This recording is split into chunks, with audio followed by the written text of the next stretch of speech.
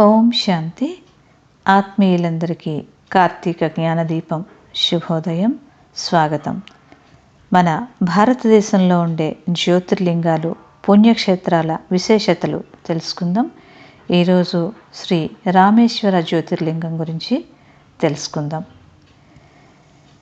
బ్రహ్మమురారి సురార్చితలింగం నిర్మలభాసితశోభితలింగం జన్మజ దుఃఖ వినాశనలింగం తత్ప్రణమామి సదాశివలింగం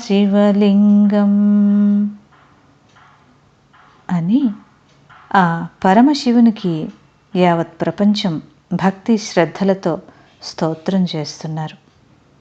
అనగా బ్రహ్మ, మురారి అనగా విష్ణువు, సురులు అనగా ఇతర దేవాది దేవతలు ఆ శివపరమాత్ముణ్ణి అర్చించారు, అభిషేకించారు, ఆరాధించారు. ఇంకా భారతదేశంలో శ్రీరామచంద్రునిచే ప్రతిష్ఠింపబడి పూజలందుకున్న పవిత్ర పుణ్యక్షేత్రం శ్రీ రామేశ్వర జ్యోతిర్లింగం.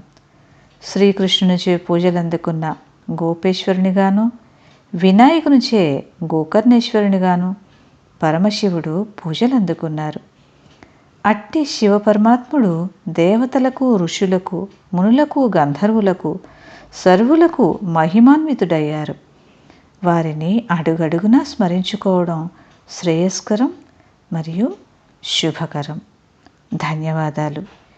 ఈ జ్యోతిర్లింగ ప్రాముఖ్యతను తెలియజేసే ఈ కార్తీక జ్ఞానదీపం అందరికీ అందించాలని మనస్ఫూర్తిగా కోరుకుంటూ ధన్యవాదాలు.